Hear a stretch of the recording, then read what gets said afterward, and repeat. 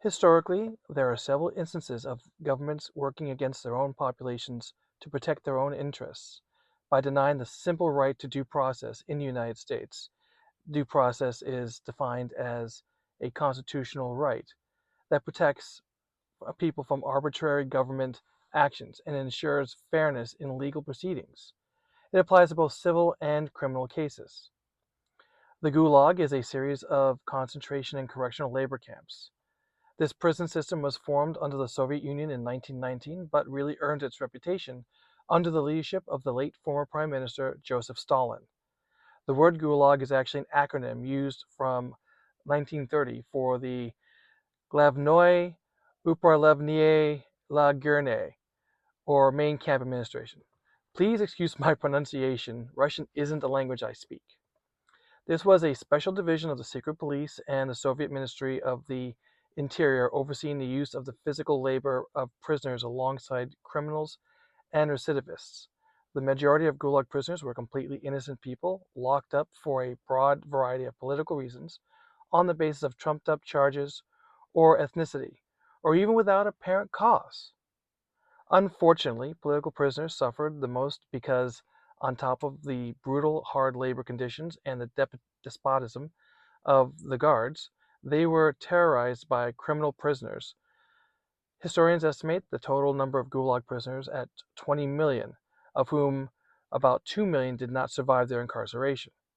The victims included citizens of other countries like Czechoslovakia, Poland, Hungary, France, America, and others. The Gestapo, short for Geheime Staatspolizei, secret police, state police, was a German secret police force established by that infamous German party in 1933. I again apologize. German is also not a language that I speak. It played a crucial role in suppressing political opposition and persecuting minority groups during the Third Reich. The Gestapo's activities included intelligence gathering, surveillance, and arrests, often without due process. It became a symbol of terror and was dissolved in 1945 following the end of World War II. As the camps expanded, so did the number of different categories of prisoners until 1938. Political prisoners remained the majority. However, from that point onwards, different groups of society were either viewed as racially inferior or opposed to Nazis also began to be targeted. This started in 1934 with those who were considered asocial, such as the Roma, homosexuals, prostitutes, the homeless, and the work shy. This intensified under SS rule from 1934 and again following the start of the Second World War in 1939. Similarly, following the introduction of conscription in 1935, Jehovah's Witnesses started to arrive in camps for their refusal to fight or be involved in the army. People with previous criminal convictions were among the first to find themselves openly targeted by the Nazis from 1937 onwards. Many previous criminals were rearrested in large raids.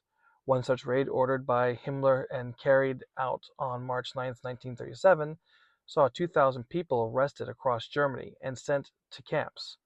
After years of intensifying persecution, the mass imprisonment of Jews began following Anschluss and then Kristallnacht toward the end of 1938. These two events and the resulting arrests and deportations meant that Jews became the largest prisoner group for the first time since the introduction of the Nazi concentration camps in Germany in 1933.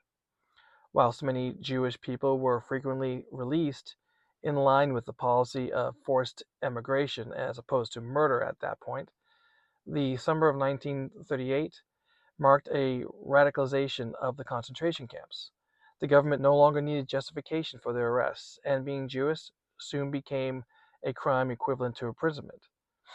As the Second World War started, foreign citizens from newly occupied countries such as Czechoslovakia and the Netherlands also began to be imprisoned in concentration and forced labor camps. In each of these examples, the government chose to silence those who opposed them by sending them away. They would start with a small marginalized group to test the waters of what the general population would accept. Right now, the United States is following the same playbook under the guise of national security and immigration enforcement. Many are being arrested as criminals and sent to prison in El Salvador. They are offered no due process to prove their citizenship or speak in their own defense on their alleged crimes. The target people in this case are typically Hispanic. Based on history, it's only a matter of time until others are also rounded up as criminals and sent away unprocessed and possibly irretrievable. These things don't happen all at once. It's a set of gradual steps. Each step pushes what we as a society are willing to accept. If we don't push back now, while we still have the rights to do so, we will all lose everything to the authoritarian rule. That's what I have for this week. Until next time, remember, you have a voice. It's imperative that you don't let anyone silence you. If you like this content, please like and subscribe for more videos like this. Ring the bell for updates. It really helps the channel.